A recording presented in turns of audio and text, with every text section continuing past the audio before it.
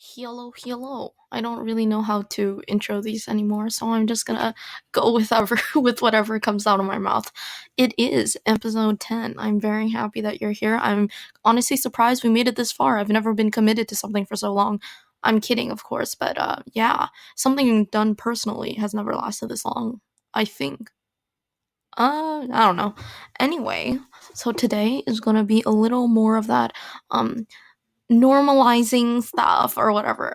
I know it sounds really dumb, but this has been very good for me, like very therapeutic, letting go of a lot of the things that are ridiculous. And when you say it out loud, it seems like, you make it real and it's really not as big as you would think. A lot of the things that I've talked about, I'm like, oh well, it's not that big of a deal. Or other stuff, I'm like, oh well, I guess that is a bigger deal than I thought because everything in your mind is like, I guess it changes because of whatever is going on during that day, or how you see yourself. So when you like put it all out there, it's suddenly easier to tell what the actual truth is. Or mm, it's hard to know what the actual truth is, but I think that you get closer when you can speak out loud or write it down somewhere. So yeah, yay. Obviously, if this helps any of you guys feel like you're more, feel like you're not the only one, that's a plus. And this is just me coping with the the the growing pains, the pains of growing up. That's one of the themes that we had for Catcher in the Rye. It was like the pains of growing up, or I can't remember what it's actually, but it was something like that about how when you get older, you get more sad. So I guess this is like a disclaimer, caveat, preface, um, preemptive text, anything you want to call it. There's gonna be talk of a lot of abstract and philosophical things. I mean, it's not really that deep. It's just I will talk about my faith and spirituality or whatever you want to call it. And if that's not your cup of tea, you can definitely like just just. I'm gonna warn you that this episode is quite discombobulated, and I tried my best to organize it, but still, it's like not everything is in order. So I'm probably not gonna put timestamps for this either. If that bothers you, you can also skip out. But yeah, I'm going to start with something a little more relatable, I guess, something that's not so intense. And yeah, so it's gonna be my fear of judgment as a general thing, but more specifically, an example would be how I used to view clothing. I would be like, oh my gosh, I can't wear that thing because that looks weird, but like, who's gonna look at you, Hannah? Who is literally looking at you and judging you for your clothing? I mean, I guess Halloween is kind of the point is people are judging your clothing, but it's a costume, so it's not the same thing. But yeah, why was it so important for you to wear something that was like kind of cool, but it definitely didn't make you stand out too much, but you definitely want to like look a little bit different? Like, what's the point? Just wear whatever you want, and nobody really pays attention, especially in our age, because we're so like self-absorbed or whatever. We don't think about other people. So yay. That's the first thing. And I was also scared for making the podcast because I was like, oh my gosh, I don't know, people are gonna watch it and judge me, which, like, yes, it's true, but once you do it more and more, you're like I get used to the fact that it's like, oh, okay, people can judge, and that's okay. Because, I mean, usually when you don't hear it, or when you don't have like a tangible thing of what they're saying, it's not as bad as when they like literally say it to you, and it's already happened. So it's like, how much worse can it get? This next topic is a bit more complicated because it's has many layers. I'll say the general vibe is having imposter syndrome, which isn't really a fear, but it is a feeling that I get a lot. It's just that I feel like I never belong. Oh, she sounds so much not like other girls. Oh, I don't belong. I don't fit in. And I know that sounds like really dumb, but I do genuinely feel like I I always feel like I'm intruding on something or I'm being an imposter. So, examples. Yay. I feel like this is a text I'm writing, but it's just text for myself. Does that make sense? Like, I feel like whenever you're writing the reading comprehension for French, they're like, okay, give a quote and cite from what page it was from, and then explain with another example or whatever.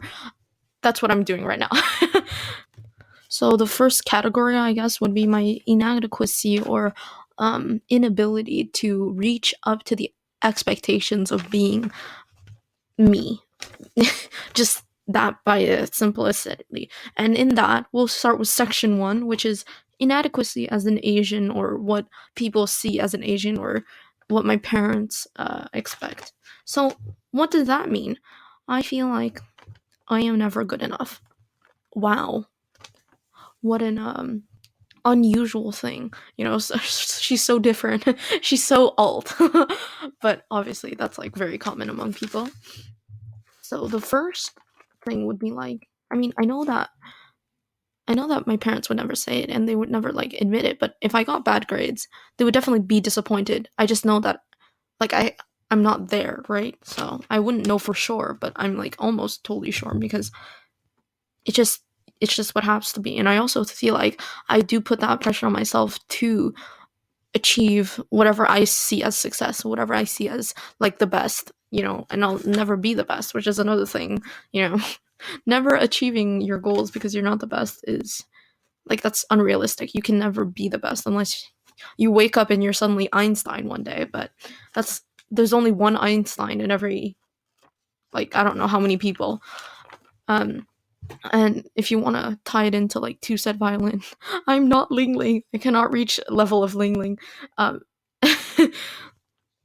so the questions that I ask myself in this kind of context is like, if I don't do something important or what I consider important, if I'm not smart, then who am I? Like, who am I if my identity is not fulfilled? Which is obviously wrong. Like, you're not supposed to base your identity around your capabilities or your gifts or whatever. Although those could be good, you can't just center your life around the things that you can do, right?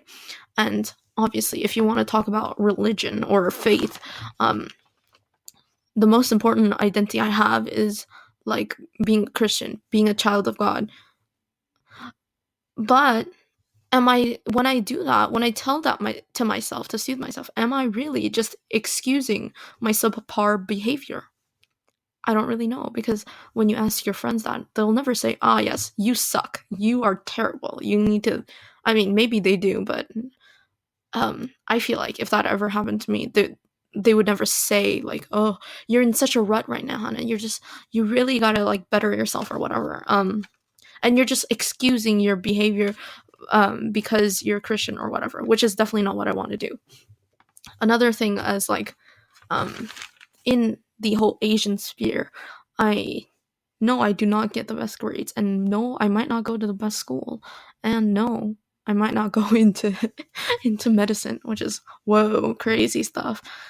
Um, and then the other thing was, I am. I mean, it's not that big of a deal, but I do not play the Asian instruments or whatever, like very high effort, whatever.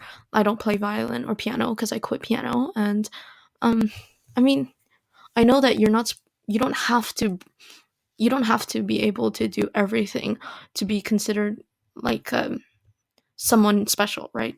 Everyone is special in their own way or whatever. But I guess I always thought like I had to match whatever everybody else had, but you can't really do that because obviously people will show the best that they have in their life, not just on social media, just like in conversation. They don't usually say, "Ah, yes, I am struggling so hard right now with this thing, and nothing is going or feeling right in my life." Because it's quite depressing, right? And it's almost like you're trauma dumping on people. So, staying positive is both a good and a bad thing, depending on situations, I guess. And yeah, I'm not like the shy skater, figure skater who plays violin and also is able to like draw with excellent skill and has the best grades in school, but also has time to have fun with her hobbies. I'm just manic. I don't know what I'm doing at all. And yeah, that's the first part of imposter syndrome. So just to add on to that, to piggyback off of what I just said, um, I want to talk about the aspect of, um, I mean, how ridiculous it is, right? There's no such thing as originality, and yet we all strive for it. Everything that has been said, everything or every idea has been said or done, explained, drawn, sung in a million different ways already. And there's really, even if you do what you like, everything comes from inspiration, right? And what line is there between inspiration and just plagiarism? And so I want to be so original, but like, I'm making a podcast. Is that really original? Not really. But well, I explained this by the whole imposter syndrome, right? Because associating myself to a group would mean that I'm not like special or whatever. But also, I feel like I can't associate because I'm not everything that they engulf, right? So an example would be I never became a weeb and I never became a fan of K-pop at first because I thought it was cringy, but then after because I thought I wouldn't fit in because I don't know all of the things. I don't want to know all of the things, every single factoid or whatever. And I was like, oh, well, they're just so weird. And that was basically just a defense mechanism, I think, because for some, I obviously wanted to be part of a group, part of a crew, but I never had like, I don't know, I wasn't brave enough to just like put myself out there. I remember I used to eat. I went out to eat lunch with these people, and I was like, well, oh my gosh, well, they don't know me really well, and I don't know them that really, really well, and I'm just like a creep because they didn't ask me to be here, and I'm just like going in here for no reason, just because I'm interested in seeing their dynamic and talking to them. And there's nothing wrong with that. And yet I thought you have to be like super close friends with somebody so that you can just invite yourself, when that's not the case. How you make friends is by inviting yourself to places that you don't know people at, or that you know a small amount of people to get to know them better. And so it's unrealistic. It's like you know for jobs, they're like, okay, you need experience to get the job, but you need a job to get experience. That's kind of how my brain works, constantly going through oxymorons in there. And what you might be saying is, well, Hannah, your hair is kind of K-poppy if you think about it, because you're dyeing it, and also the clothes you're wearing sometimes align with the weeb K-pop vibe. And I'm gonna say you're probably right, and yet I don't associate because I'm scared to be called that for the judgment that I have given to people like this for whatever it may be. And I for so long I was scared. For some part of me was also like, well, that's what my other family members do. Like that's not me, for that whole trying to be different vibe. I know it's so annoying. It's so unlikable to say that, but it's true. And now that I'm just figuring out what I like, it's hard to come to terms that you like something that you used to think was so cringy because, younger you was such a jerk. Yeah, it's rough, man. And also, I don't really like the comparison. That's probably why I quit a lot of things early on, or a lot of things I never did because I didn't want to be compared to like my cousin or my brother, or well, that's basically it. I have two cousins and one sibling. Literally total. I mean, I guess if you count like second cousins and third cousins, there's more, but I don't really count them. I have two direct cousins. So, yeah. And yeah, I don't really like the idea of being like, "Oh, look at so and so." I think because when I was younger, it affected me more than I want to admit. The fact that like sometimes a friend's parents or parents will just be like, "Oh, well, did you see that so and so did this thing and look at how good they are and look at how great they are." And obviously they don't say like, "Oh, look at how bad you are," but it's implicit, right? They're basically saying it to say that. I hope that you guys can still follow lol. And in general, this is also like my fear of being quote unquote basic, which whatever that means. There's so many different types of basic now. um, basic has their own basics. And I have this, like, I showed it in a different podcast where it was like, oh, I want this new aesthetic. And somebody told me that, oh, well, you're just a rendition of like, that picture is just a rendition of like 2014 Tumblr posts. And I feel like that hurt a lot because I was like, well, I searched these pictures from all different places on the internet, and I thought it was really interesting how I like put them together, and it looked kind of like vintage, not vintage, no, it looked very homemade, the way that I edited it together. And same for my music interests, even though, like, I admit it. I don't know, it's embarrassing for me that I'm so mainstream, but there's nothing wrong with being basic. Like, I feel like people get a bad rap for that, and I guess I'm scared of that. Obviously there's like interests that I have of hobbies I want to do that I feel like are becoming basic because of, well, because of the internet. Everything becomes like much, there's more of everything that you can think of, right? When in your community or in your class there's like one person that does this thing and you're like, oh, I can try that too. On the internet there's like 3 million other people who have done it, so you definitely don't feel special when you do it. But yeah, so a couple of these examples are like, I want to learn to sew or knit, one of the two. I prefer, like, I think sewing might be easier than knitting because my attention span is not that great, and knitting would like necessitate like multiple different patterns in one garment of clothing. Obviously once you go in higher in level then it'll always get harder, but what I mean is like base level beginner type sewing seems easier, although all of these things seem to cost a lot of money. So I'm like, I don't know. I guess I'm gonna buy fabric using my tutoring gig. And yeah, and I also want to learn different instruments, but I feel like I'm a lot of this embarrassment is from like feeling like I'm too old, or it's past my time to start something. Being a beginner at 15 years old or 16 years old seems so daunting versus being a beginner when you're like a child, when everybody else is a kid when you're doing it. Um I guess, I mean, I don't know if other people think like this, but I'm just like, oh my gosh, look at how dumb I am. I can't even do this one thing that this kid is able to do, which, that's dumb because everybody has different levels of ability. And if you start at some point, like, if you devote yourself, you can get good very fast at something. And so it doesn't really matter when you start. Although, I mean, no, I'm not going to say that because at any point in your life, you can start something new, and you shouldn't feel embarrassment. But here I am feeling embarrassed. Yay. Cute. Just cute things. Just ooh things. So more on imposter syndrome. Cheryl gave me this book. That sounds fun. That I said that I like couldn't buy yet because I was cheap, and I was like so grateful.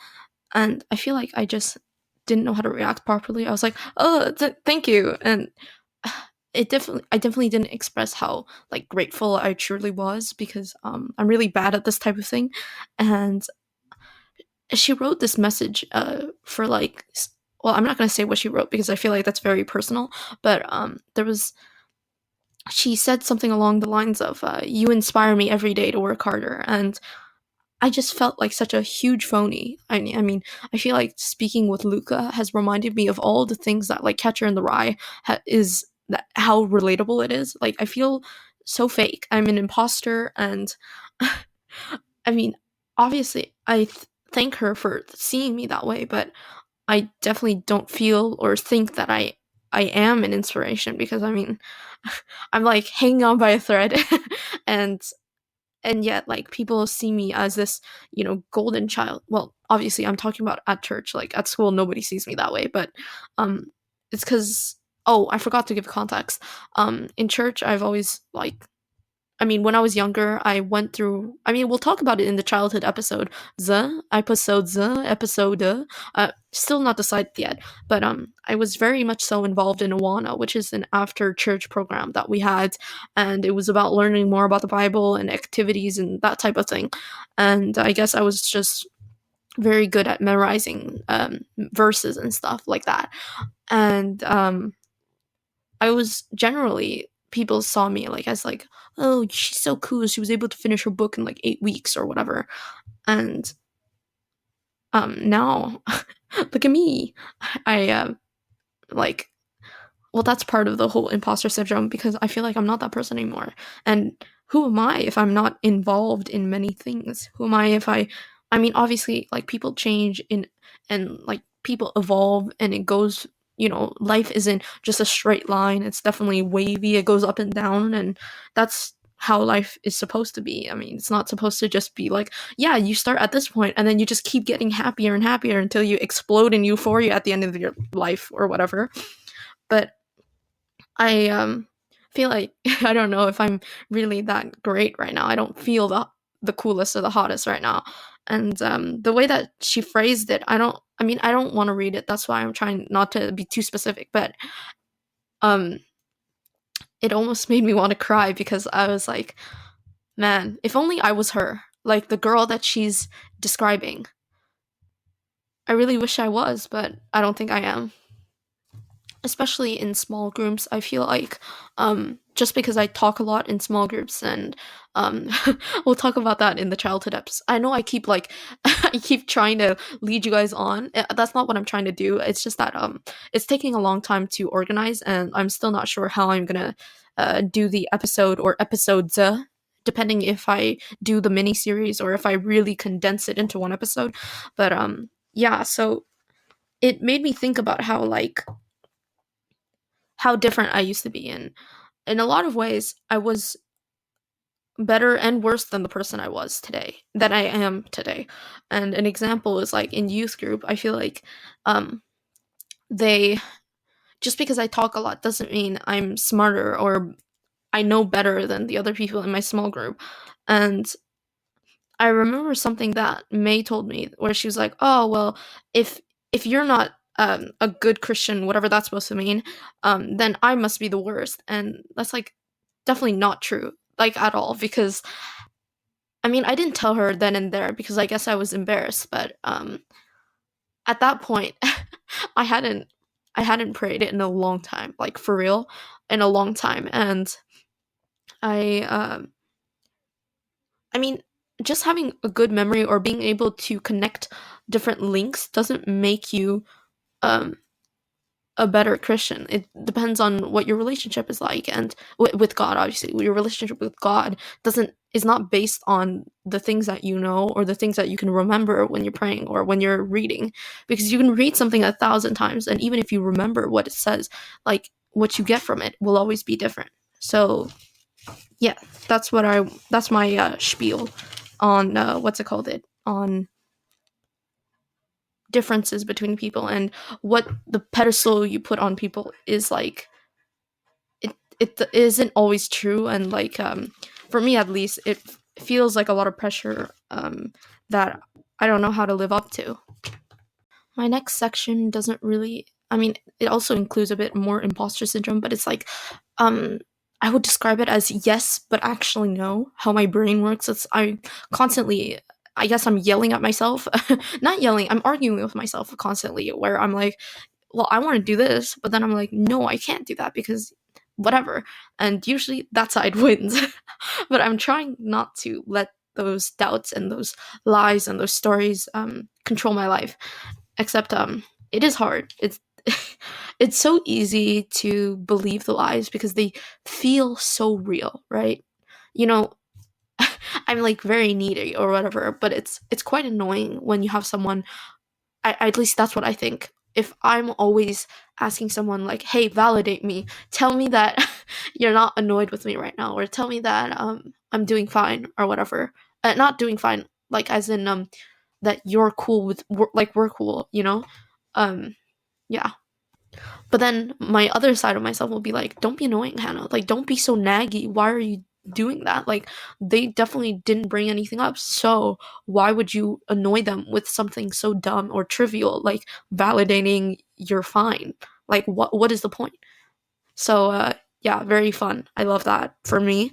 Um, so one of them is, um, I guess it's kind of related to the whole K-pop like weeb thing, where it's like, I remember a friend was talking about how a certain program in our school is like very alt, or they dye their hair and they're always, they're skater boys or whatever. I mean, it's hard to describe. And I was like, well, am I alt? And is that wrong necessarily? I mean, I know that if somebody else was, I wouldn't see it as wrong. But yet when I see it as myself, I'm like, oh, that's wrong. And I think this ties into the whole like identitarianism of it all. Like, if you identify or associate yourself with something above other things, then like that is obviously wrong.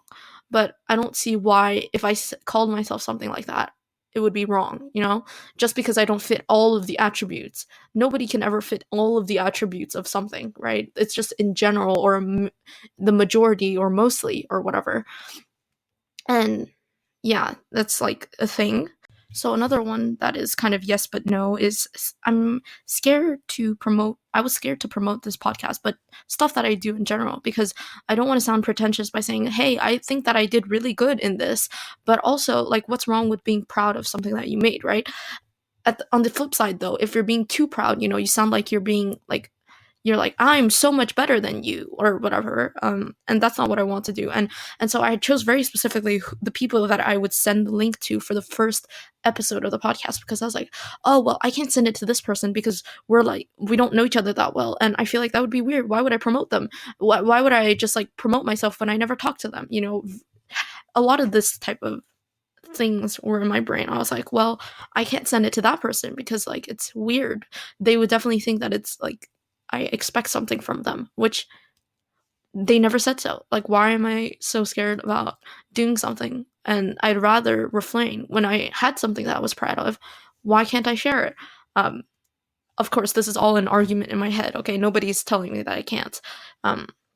And yeah, it's like, what is even considered close friends, right? I mean, every relationship is so different and complex. You can't really define what a close friend is, except by saying that, right? Because there's so many different levels of closeness. You can say that, oh, I'm really close on this topic with some person, but on another one, I'm definitely closer with that other person. But I would still say that the first person is closer to me, or whatever. It really depends, and I mean, I don't know why I was so scared to promote, but yeah, still scared, kind of.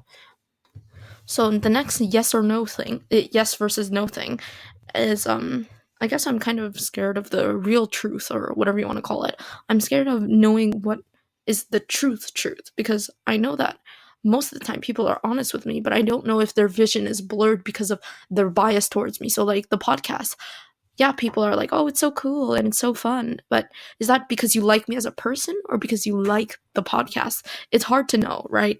And the other thing was like, but then maybe I don't want to know the real truth, because obviously I want them to be honest and like criticize me and give me something constructive to like make it better. But then I'm like, well, if I do know the truth, it might hurt my feelings. And I mean, I don't know. I guess the comparison is like, I was talking to this friend and she told me like, oh, you could do this and this. Oh, well, Kining told me to like put like sounds, or put different techniques of whatever you want to call it for the podcast. And I was like, oh, that's very interesting and insightful. But then there was this other friend who basically was just like, oh, well, it's terrible. And it's, I mean, who, if you know, I guess. And I was like, oh, okay. It didn't really hit me at first, I guess. At first I was like, oh, whatever, But you know what? Like, I don't think that that's the most constructive thing. And if we're friends, then tell me how it is. But that wasn't very helpful. It just hurt quite a bit, especially after, I guess. I'm just going on a tangent. I don't want to talk about this anymore. I also have a fear of not being successful, or whatever I see as a success, because obviously what our view of success probably is like differ from each other a little bit, from one person to another. So what I mean is to be able to be independent, to support myself, and if I never get married, then I'll still be able to like live by myself and support myself, or whatever. Because I also have like that's another yes versus yes but actually no thing, where it's like, well, I want to get married, but maybe nobody will ever want to marry me. So, that's like just a thing in the back of my mind all the time.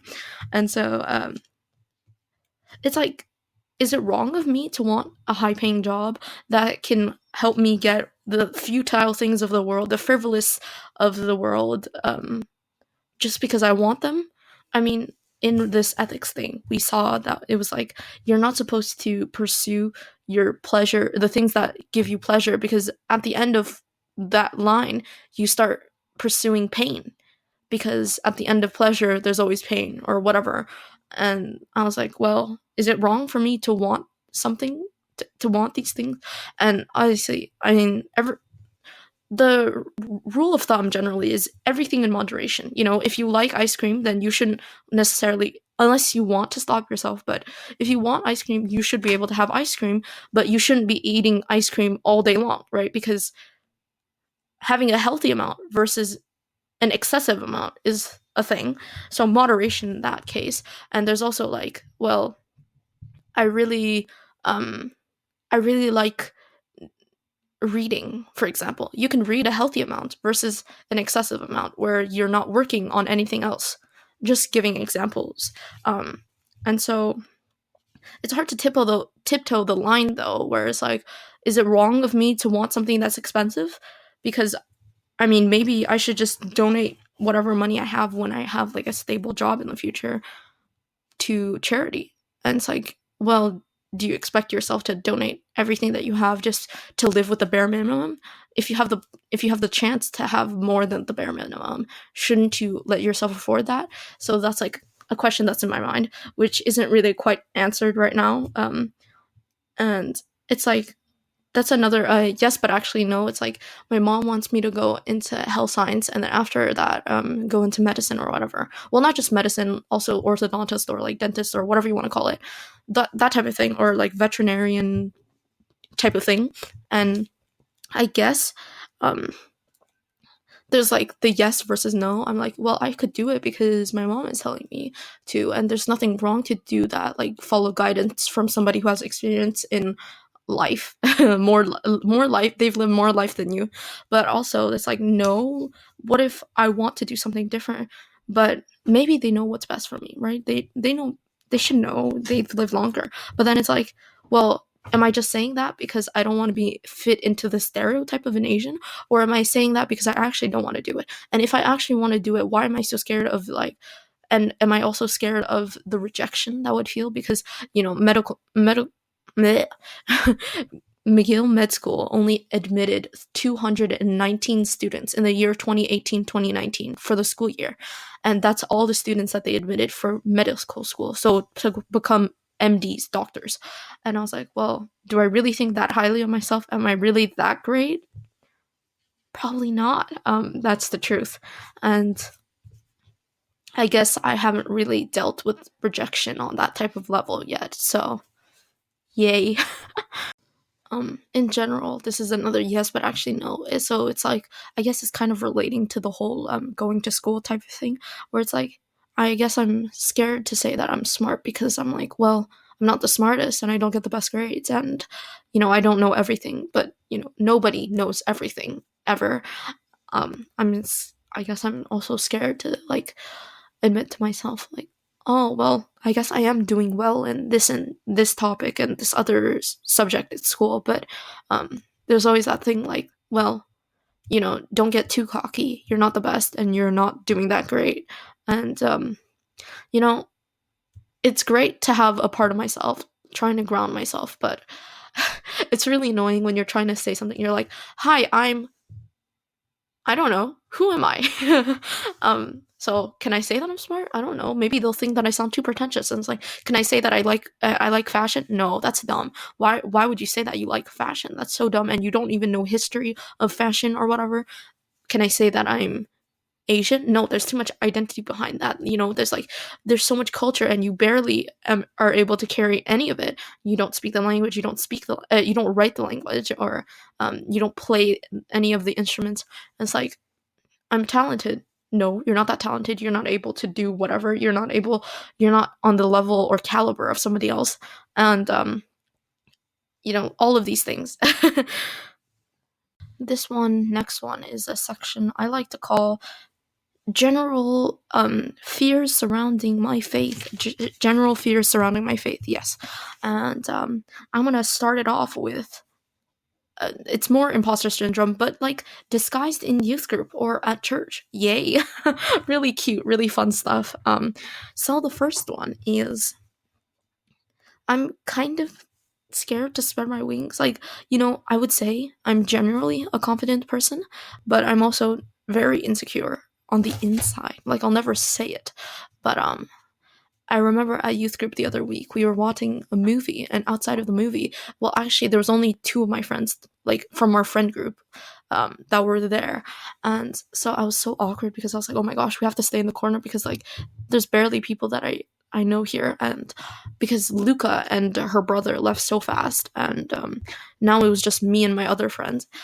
And basically, literally, I was like, oh my gosh, I want to say hi to them, the other friend group, but I'm like, no, they're good. They're occupied. They're talking to people right now. I don't want to intrude, right? Um, this is a common theme in all of the things I think about. And so for the first time in a while, I was shy. I was hiding. I was in the corner because I was like, well, I know logically they wouldn't tell me to leave, but they wouldn't tell me to come either, right? They don't want me there, but they wouldn't like say, oh, you should leave. So it's like, why should I bother them with my presence? If that makes sense. And that was like another thing where the leaders, are they just there because well, they're not paid, right? But they volunteer as kind of their job to watch over us and like talk to us. So do they actually enjoy our presence, or are they really just forcing themselves to like us? Sometimes. I know most of the time they're very nice because, they're nice people just in general, but are they particularly enthused that I'm there? Probably not. Well, no.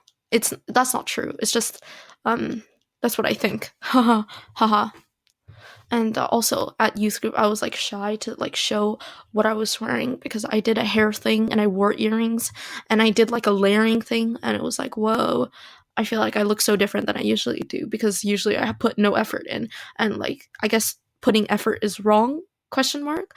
I don't know. I think there's certain parts of our culture where it's like if you put effort into what you do, you're just fishing for compliments or whatever. It's like when you say, oh, when this really pretty girl will say, I'm so ugly, I'm so fat, or whatever, right? And everyone's like, no, queen, you're so beautiful, you're so skinny, legend. You're a skinny legend, and you're like so beautiful. And I mean, I don't know, do they really feel good after that validation though? Do they I mean, maybe they do have that insecurity, but it does kind of sound like they're trying to make people like compliment them. I don't know. Maybe you are genuinely insecure about that, but I guess when you say it like that, it doesn't sound as genuine. I don't know. I mean, that's what I'm saying here. I'm literally fishing for compliments using my own logic, because I'm saying all the things I'm insecure about, and people are like, "No, queen, you're so great. We love you," or whatever. And I guess that is nice to some degree, but for me, whenever people say that, it doesn't really feel good either. It's more the compliments that you don't expect having. Like when Kenny was like, "Oh, I really like your singing voice." I was like, cough. Like I started choking. No, I'm kidding, but it was definitely a shock, and it was very pleasant shock, obviously. I think the best compliments are when somebody recognizes your work without like you asking necessarily to just um well, I think usually when you're asking someone to review you, they'll say some like, "Oh, yeah, you can improve on this and this," but on in general, they'll always say, "Oh, this is so good." But it definitely doesn't feel as good when you're not asking for it at all. You're just doing something, and then somebody's like, "I love that thing that you're doing." I don't know if that made any sense, but yeah. Another thing is I'm okay, I usually don't want to say things before I do them because I feel like it jinxes it, or it's like I'm trying to announce it without actually following through. That's why I feel like whenever I say I'm going to do something, I usually do it as soon as I can, because once you say it, you have to do it. At least that's how my mentality works, because that makes it real, and that makes that you have a deadline. It isn't a set deadline, but it's in your mind, obviously. I don't know if that's how other people think about it, but whenever I say, yeah, I'm going to work on it, I'm definitely doing my best to like work on it as soon as I can. Although sometimes I have this like anxious procrastination where I'm like not doing anything and I'm like, come on, Hannah, you got to do something. Like you're sounding so dumb right now because you said 10 minutes ago that you would be working on something and you're not working on it and you're just like watching a video for no reason. And yeah, I scold myself even though I'm not able to like get out of it. So that's fun. Love that for me. And so yeah, I'm okay. I'm gonna say it, but please don't tell anyone. I know that sounds dumb, but yeah, I'm going to get baptized. Hopefully in 2021, but I don't know for sure. Depends on if we can do it, you know. Hopefully this summer, like honestly, in my mind, this summer is gonna be the littest summer ever because we're just gonna live it up. We're gonna well, this year is also when we can start getting summer jobs. We're gonna start driving. We're gonna start having fun again because 2020 was like you could barely go anywhere. You know, a fun trip was like going to the grocery store. But this summer we're gonna go to park or whatever we can do outside that isn't like inside because we can't visit each other in our homes. So yeah, what was I trying to say? Oh yeah, so hopefully this year I get baptized. And I've been wanting to do this since like um I guess Snow Blast Sec 2. Like for real, I've been thinking about it, but like I wanted to do it in Sec 3 for sure, but then it was just like, oh, well, dreams in the dumpster. Because it was after I didn't realize how fast a year had passed from like Sec 2 Snowblast to Sec 3 Snowblast. I was just like, oh my gosh. I remember last year I was like, oh, I want to do this, and it's just it never happened. And then it was like, oh wow, it's Sec 3 now. I'm kind of getting old, or whatever you want to call it. I'm not old, but it's just I guess I had this idea when I was a kid that I was gonna like I don't know. I don't know what I thought. But it's definitely not this. This was not my expectation. This is not what I thought.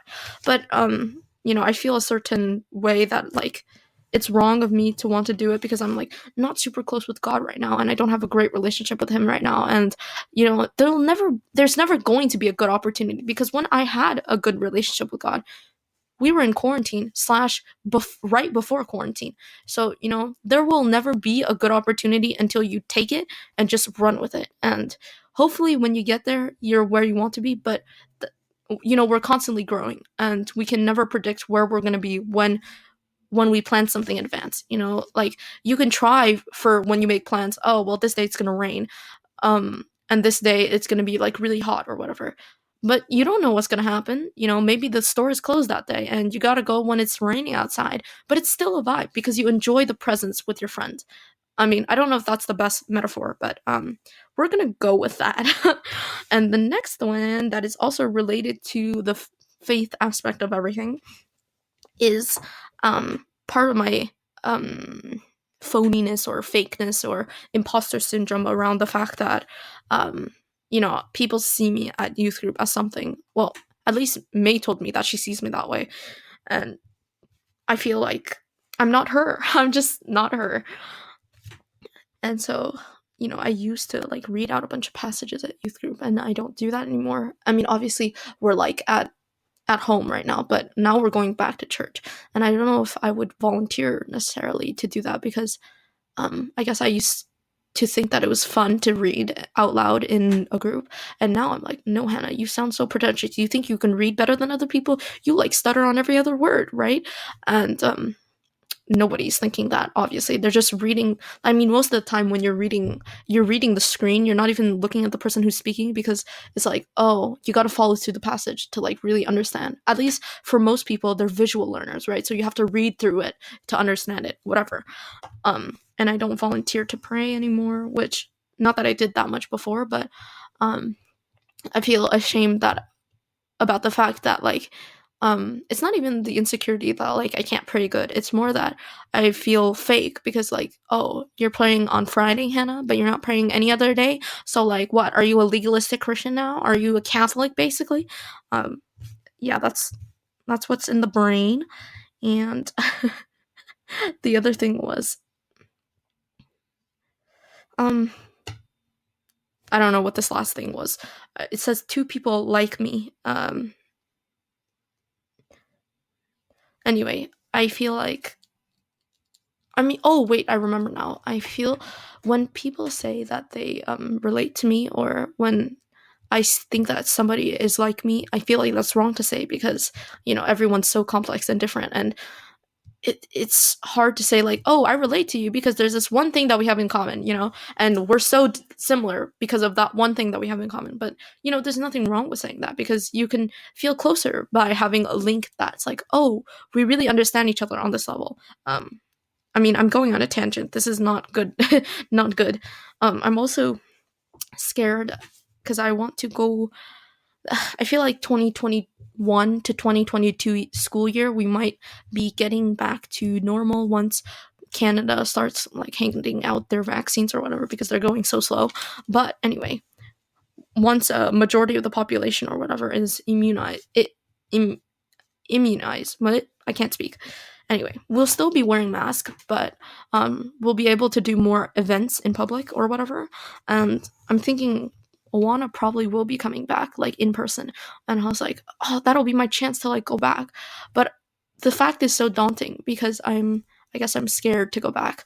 I'm anxious about the fact that all these people that I knew for so long will have not seen me. Well, all of these people that I've known for so long have not seen me in so long, and I'm so different, and I've changed so much, and I don't want to disappoint whatever they had from me. And I guess going back, I feel like a coward for leaving for so long and not being able to go back because of what, like my brain stopping me, not because I think that I don't have time, which is a ridiculous statement, because I know I have time. Like, it's not that you have time. You always make time for whatever thing that you have on your priorities. Whatever is your priority, you will always make time for it, right? You have time to eat, you have time to sleep. So, I mean, obviously for some people that's like not the case, but for me, yes. I have time to sleep, I have time to eat. So I definitely can make time for things that I know that I enjoy. It's more the idea of it that's so daunting. It's like, once you get there, you enjoy the time you spend with the kids, you're spending time with kids, and it's like good for, because you're focusing on somebody else for a while. And that's something we really need in quarantine or whatever. And I feel like I said, there's this view of me, and I feel like I'm not her anymore. And that's unrealistic to stay the same your whole life, but I don't think it's a good thing that I'm not her anymore. So yeah, I think going back would make me realize even more how much I'm not her, and how much I mean, even if I strive to be her, I will never be her again, I don't think, because things are complicated. I'll just put it like that. So I know this whole episode is quite unlikable of me to post, but this last part, I'm gonna call it even more unlikable fears, or maybe I'll call it my annoying fears, because it's like, there's two sides to it, where it's like annoying to me that I think, and it's also that I think that they're annoying. Like, I think that it makes me annoying, versus I think that the fear itself is quite annoying towards me, because like, why am I so scared of so many things, right? um which obviously I'm not. It's, I don't necessarily believe in astrology, but recently I had searched up a couple things of being a Leo or whatever, and it was very funny, because there was this one sentence that was super spot on, where it's like, oh, you're very confident, but on the inside nobody would ever know that you're quite insecure about a lot of the things that you're outwardly confident about. And I was like, yes, of course. That is how I feel, because I guess it's like fake it till you make it, right? I mean, you can't let anybody else know that you're feeling that way. You just have to power through, I guess. So the annoying fears. The first one is when people say like okay or just yeah in conversation, either in text messages or in real life, especially in real life. Man, that, I guess it kind of hurts to hear somebody say like okay or yeah, okay, yeah. Are they unenthused about me? Do they think I'm boring? Am I boring them? Should I stop talking now? Well, I mean, there's a lot of things that go through my mind when somebody just says okay, because it's like, oh, I guess I'm not interesting. Um, and I mean, it's not that deep. Like, not every topic is going to interest every single person, right? And I'm like, oh, well, I probably should stop talking about this one thing because they clearly don't really care.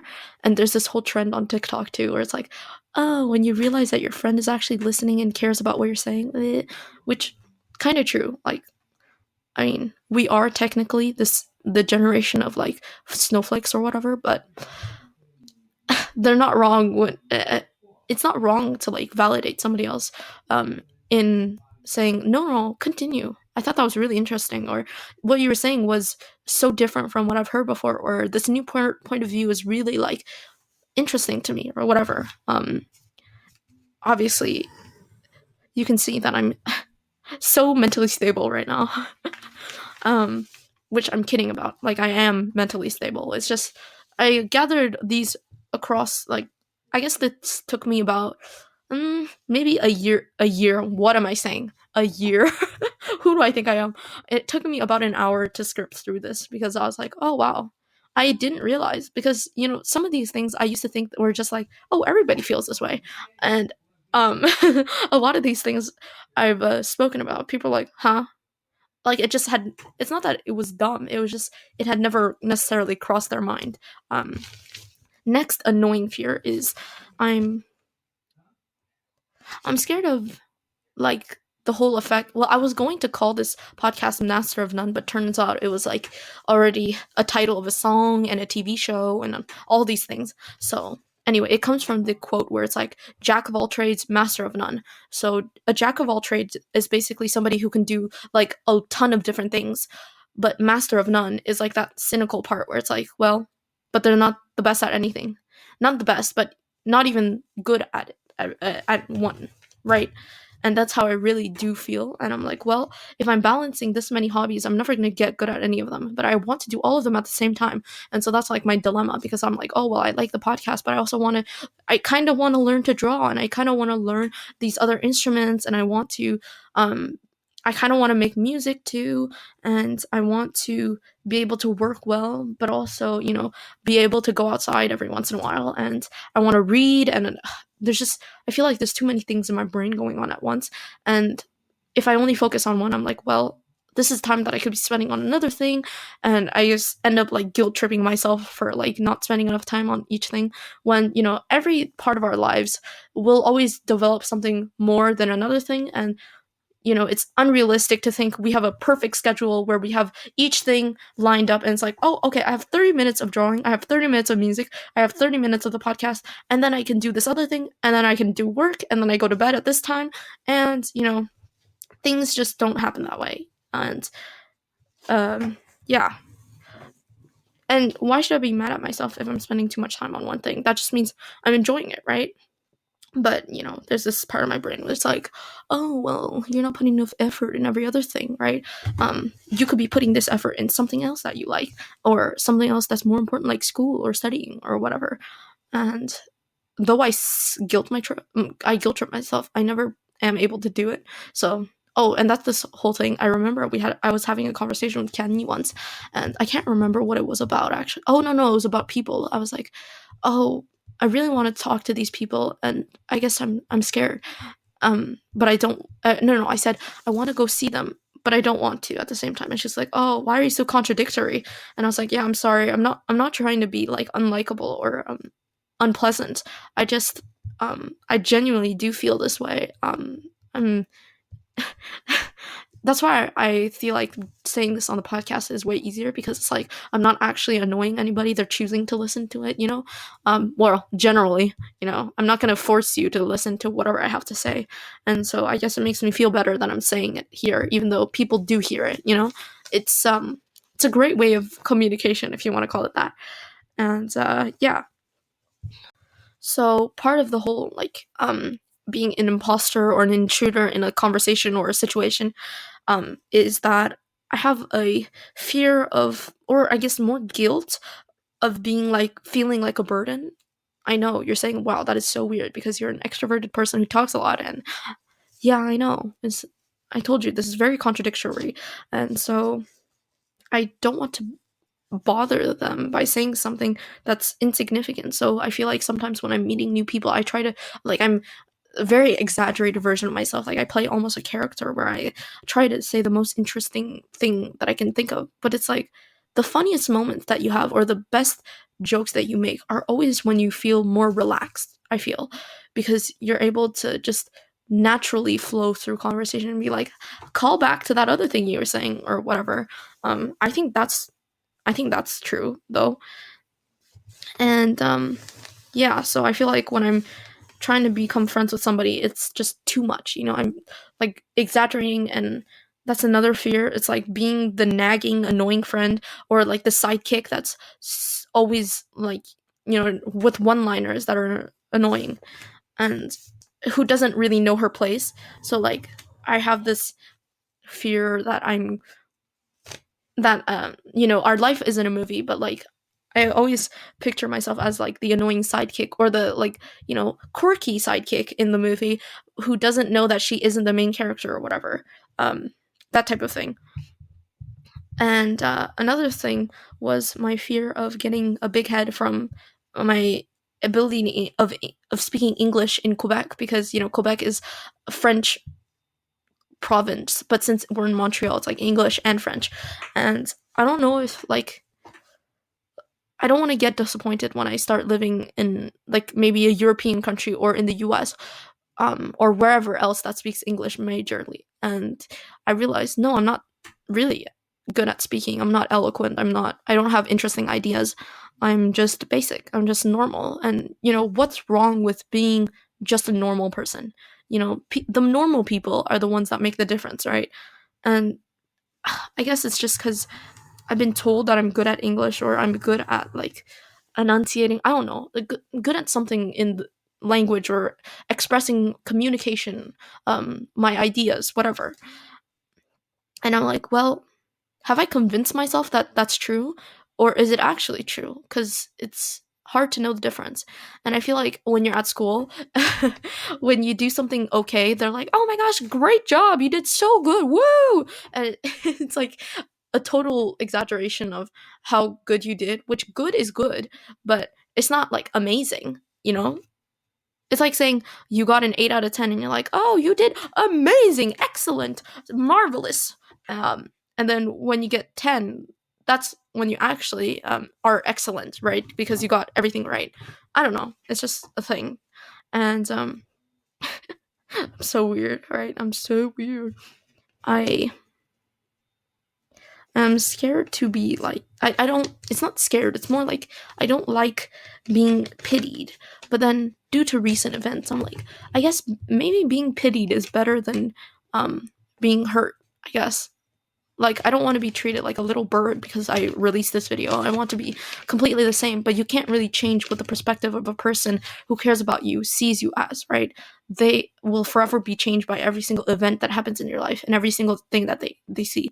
So, like, for a long time, I was, for quite a while actually, I would just like, until sixth grade, I think, in Sec 1, I just started like bawling at a bunch of different things during class. I was like, why am I think I was just hormonal due to like changes of like growing up, you know, puberty or whatever. It hit me more than I think like now that I realize it, it probably hit me harder than I was thinking. And I would just like cry for like the dumbest reasons. I remember once we got like I think an 83 in math, and that was like the lowest I had gotten that year in math. And I just started crying. I was like, and now that I think about it, like, how dumb do I sound? Literally, I cried over a bad grade, and it's not even bad, it's just bad for me. So it's like, you know, mm. And yeah, so I don't want to be pitied, but I guess you can't really change how people see you. You can just say that you don't want that to happen, but usually feelings are more intuitive. That you can't just force yourself to feel something or force yourself not to feel something. And that's something that I didn't understand for a long time because until sixth grade I was very unemotional. I feel, but then in beginning of Sec 1 and 2, and not really 3, Sec 1 and 2, I was quite emotional. Like I cried a bunch all the time, and I had no shame saying that. But now I'm like, why would I say that? So gross, so embarrassing. Because I guess more of recent or more of late, I was like, well, showing that anybody affects me anyway is wrong. Emotion is not necessarily weakness, but emotion is only for those who are close to me or whatever, because nobody wants to see that. Like, nobody wants to see me cry for real, which, I mean, you wouldn't believe how many situations I just left, or conversations I just like stopped talking because I was like, oh my gosh, I'm gonna start crying. So I just stop. Very, very healthy, by the way. Don't do this. By the way, I'm being sarcastic. Like, it's definitely not healthy to do that. But yeah, I remember like the the fact that I was like, I have to be so self-sufficient that like if anybody leaves my life, then it will not affect me at all, which, I mean, that's again unrealistic to put yourself on. Yes, you shouldn't depend on people, but still having a certain foundation of friends that you like is not wrong. I think it's mostly because I had many experiences where my friends just left me, and so I now I don't want to depend on anyone because it's like they could always leave. The door is always open. So, which is super super great way of thinking about stuff, obviously. Next one is I'm almost done, I swear. It's like very dumb, but I have this fear of becoming introverted, which is, I know, so dumb, but uh, evolution versus growth versus change versus events changing and shaping us. Like, what is the difference, right? And there's nothing wrong with becoming an introvert, but I guess for me, like I felt, again, this is a problem of like where do you root your identity in, and without even realizing it, I like rooted my identity in being like this extroverted, very open, very fun person. But you can't always be fun because you're not always happy, right? And you shouldn't put up a facade just because you think that's what you should do. That's dishonest. In most cases, that's wrong. It's even worse than like being genuine versus putting up a facade. It's always better to be real, even if it's not as pleasant, you know? Even if it's not what people want, even if it's not what you think people want to see, it actually helps people to be more honest. That's why there's like a trend on TikTok where it's like another your daily reminder that like Instagram isn't real or whatever, and they'll show that they have peach fuzz on their like usually it's girls. That's what I'm saying. They have peach fuzz on their like upper lip, or they have stretch marks, or they have a belly, whatever it may be.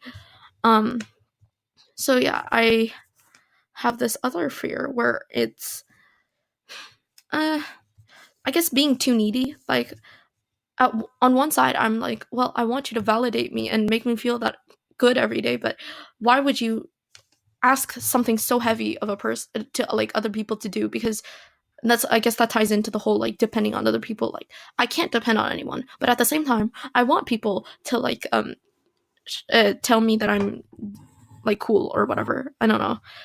And I guess it's basically like a constant battle in my mind between my logical, my cynical side versus my emotional brain. So like the right and the left brain are constantly arguing with each other because like, I'm so happy doing this, but are you really? Or are you just are you just trying to go for? Are you just pursuing your pleasure when really that's wrong? Pursuing pleasure will only bring pain, and but I think that this is very fun, and I want to have this thing. Well, are you only wanting these material desires because God isn't enough? That's basically stuff that happens in my brain sometimes. Just a cute little example, just girly things. And to add, this in closing, I guess, I'm already going over time, I know that, but I have like a couple things that I've like never been insecure about that have helped me realize that like, no, the insecurities that we have are not like universal. Some people have different things. So like, I know my friend has this insecurity where she's like, oh, well, I have a monolid. And I was like, huh? I didn't really understand. She was like, well, look at you. You have a double eyelid. And I was like, uh-huh. Like, I didn't understand what that was supposed to mean. But apparently, I guess I don't know, Asian culture in general. I don't know if it's specifically China, but it's like, oh, they want to have a double eyelid. And I was like, but I don't know what difference, because it's just a line, a crease in your eye. Like, I don't really know what the difference is, but that was like a big deal to her. And it helps to realize that for someone else, it might not seem like a total it might not be a big deal, but for one person it might be their whole world, right? And it helps by talking about it that you realize, no, it's not that big of a deal. It's really not. And yeah, another thing was, um apparently it's a bad thing that I have ears that like stick out. Like, I never realized it until recently in this modeling video that was like, oh, you don't have to worry about having your ears stick out because some designers really like that look. And I was like, what? I never knew that it was even a bad thing, but apparently I have ears that stick out and that's not a good thing. So yeah, I'm sorry this was really long, and I guess that's what happens when you let me take the mic, like for real. And this has been an eventful 10 episodes, I would say. It's it's definitely felt like more than that, but I've really enjoyed this, and yeah.